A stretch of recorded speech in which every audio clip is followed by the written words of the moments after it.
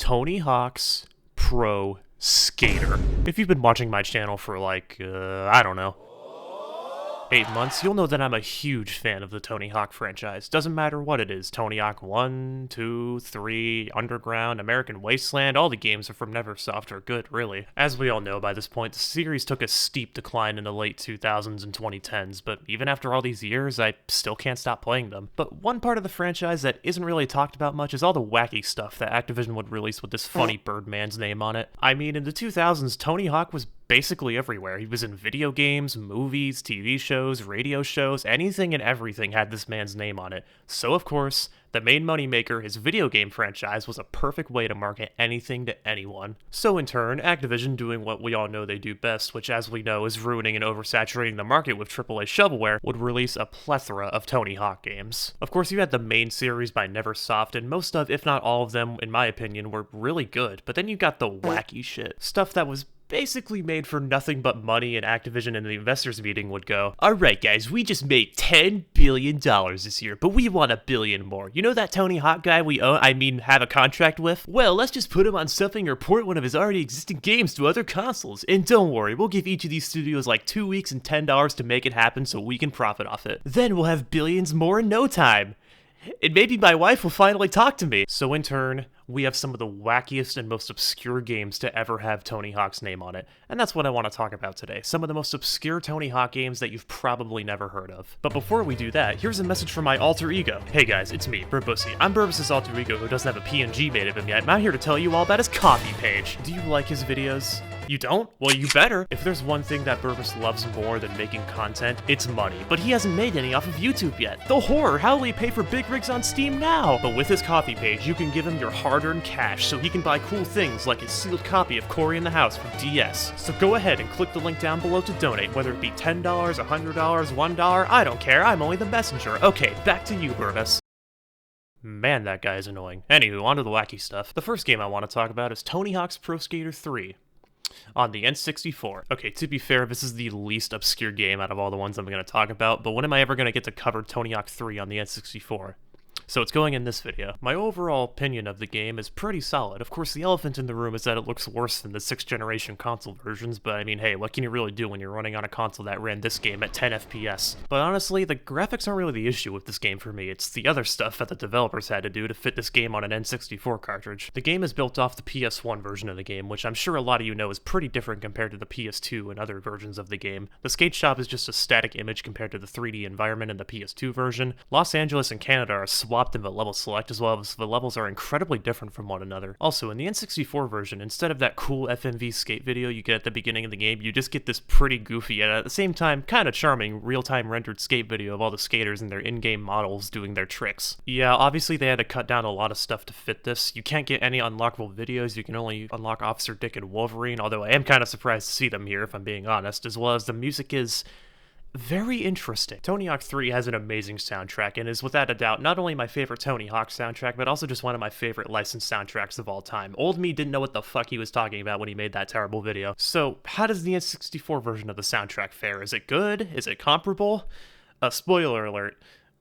No, not at all. I can't actually play any of the music, otherwise YouTube will come to my home, so instead I'll just link the soundtrack down below. But if you want my TLDR, don't forget the Joker! Speaking of those levels I mentioned earlier, they have a lot of differences compared to one another. Foundry is basically the same as the PS2 version, except without a secret area. Skater Island doesn't have the pirate ship area, but is overall exactly the same. Canada is very different from the PS2 version, with the forest/mining area being changed completely to just a mining area, as well as the shop area behind the Welcome to Canada sign. Rio is the same, but just adds a new secret area and removes the old one. Suburbia is kinda the same, with just a few things moved around and no haunted house, unfortunately. Airport removes the lowest level and remade the helicopter landing pad secret area to be this pseudo skate park. Los Angeles adds this elevator area inside that glass building. I have no idea what it's called in the original game, and the earthquake has already happened when you start the level. Tokyo is kinda similar to the PS2 version, although it doesn't have some of the kickers, and I believe the secret area is gone. And finally, there's no cruise ship level, although in order to compensate for this, they added a downhill level set in Rio, and it's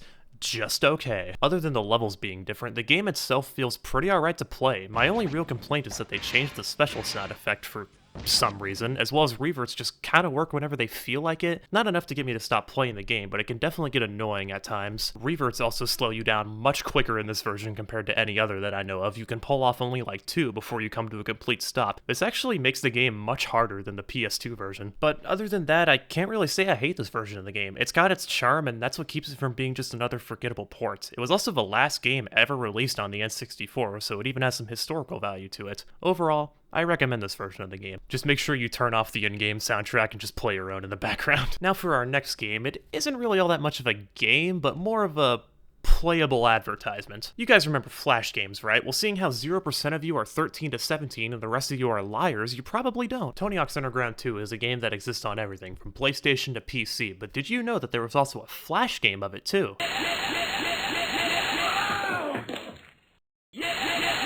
Yeah, I can see why you haven't. Okay, so there's really not much to talk about this game. You're skating down a street trying to dodge obstacles and spray graffiti all over these spots that say tag point. The more tags you spray and the longer you go without getting hit, the higher score you get. Now that sounds pretty simple on paper.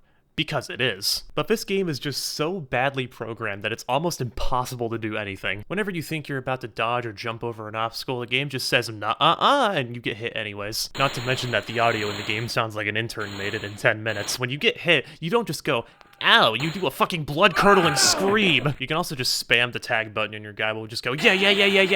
Now, at the end of the day, this game was just made to promote Underground 2, nothing more, nothing less. I have no idea how effective this game was, but I'm sure it probably got some kid out there to buy the game. It's just incredibly interesting that this was even made in the first place. Like in Underground 2 on console, we're going on a world destruction tour, but in Underground 2, the Flash game, we're going on an acid trip. Okay, so now for these last couple of games, I couldn't actually play them because they're either A, lost to media, or B, I couldn't actually find any way to play them because they're all old-ass phone applications. So I'll have to rely on good old YouTube videos and the internet to tell you about these games. Links to the footage I use, as always, is in the description. Our first game on the list of games hidden away in the Activision vault is a game called Tony Hawk's Shred Session. The game was released on... Oh wait, it never came out. Okay, so that's not entirely true. The game did have a soft launch on May 22nd, 2014 in some countries, but after 4 months it was pulled from the App Store for seemingly no reason. The game seemed to be an endless runner, because if there's one type of game that mobile gamers love, it's endless runners. In the game, you skate in 3 different lanes, kinda like the Brain Rot game, while you pull off tricks to get higher scores at the end of the level. There's also this vert mode that kinda reminds me of those shitty Game Boy Color ports of the old Tony Hawk games from back in the day. Other than that, there's also a store, because we can't have a mobile game without a store, guys, where you can spend your hard-earned cents and dollars. Yeah, I don't know if that's what they actually call them in the final product. In this store, you can buy cool things like shirt and shoe.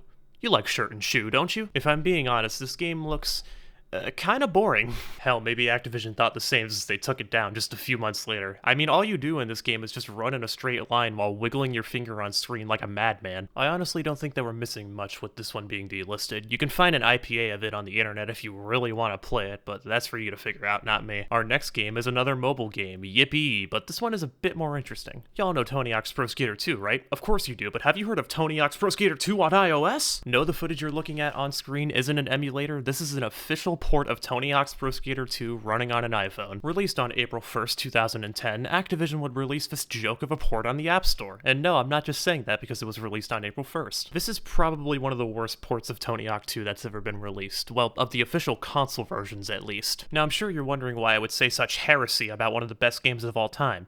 Well, fine, I'll tell you. Well, first off, there's no Create-A-Skater, there's no Create-A-Park, Spider-Man isn't in the game, and the controls are god-awful. Tony Hawk games require tactile button feedback for precision, but obviously you don't have that with the touchscreen. Like, look at this gameplay I found. This guy is struggling to pull combos off. Also, not to mention that the entire soundtrack was replaced with filler garbage that barely fits the game at all. Except Interested in Madness. That song slaps. Now, I can actually attest to this game being awful because I genuinely played this game back in the day on my grandma's iPad. The game just felt awful to play on a touchscreen, and I remember that the game crashed all the time. It even kept crashing at the bull ring every time as soon as I got a medal, so I couldn't even beat the game. But I suffered through it anyways, just because I wanted to play Tony Hawk on the go. And that's who this game was made for. Dumbass kids that you hand an iPad to on a road trip to get them to shut up. This game released at a time where every single major publisher was just trying to release their console games on mobile, not without actually realizing that games that you control with a proper game controller never translate well to mobile platforms and their shitty touchscreens. At least the last game I talked about was specifically made for mobile devices in mind, but Tony Hawk 2 wasn't. Not even close. The game would be delisted just a couple years after it launched, and Tony Hawk 2 would never see the light of day on mobile ever again. It's kind of a shame, honestly, because Tony Hawk's Pro Skater 2 on mobile sounds awesome, but they just didn't stick the landing. Kinda like Tony Hawk when he tried to do the 900 at 48. And now, for our last game. A game that I didn't even know existed until one of the Rethought devs pointed out to me in a VC, so, thanks, Drake. This is all your fault. The last game I'm going to talk about is called Tony Hawk's Project 8 for Java-based phones.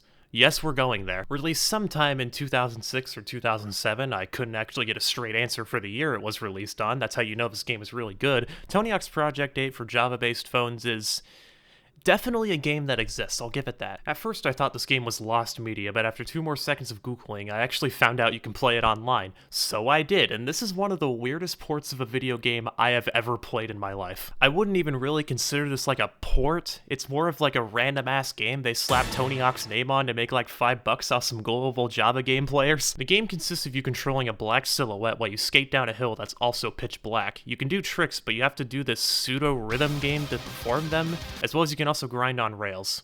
That is the entire game. You skate down a hill, grind on a rail sometimes, and play Dance Dance Revolution when you go off a ramp. I guess it's kind of funny when you do a bail animation, as well as when you win you can sometimes just fall on your ass. Really, the only gameplay loop is going for a high score. But when the game is so boring, why would anyone want to do that? I guess I can't be too hard on this game, seeing how it was released in the prehistoric era of mobile phone gaming, but it doesn't change the fact that it's boring as hell. The only thing keeping me awake is this trippy-ass music.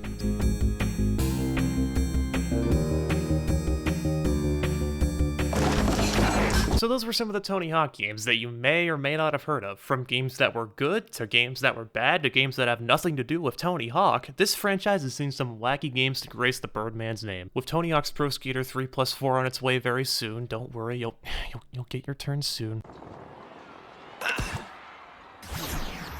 It was kind of fun to look back at Tony Hawk's past to dig up some games that I don't even think he remembers working on. I mean, this man has been hitting his head for like 50 years. He's bound to make some shitters every now and then. If you would like to see me cover more weird-ass Tony Hawk games that you know of, then let me know in the comments. I would love to learn more about these types of games. If you also enjoy my content, then do what that Burbussy guy said at the beginning of the video and consider supporting me on Ko-fi so you can support my crippling Dr. Pepper addiction. And with all that being said, my name is Burbus, and thank you for watching.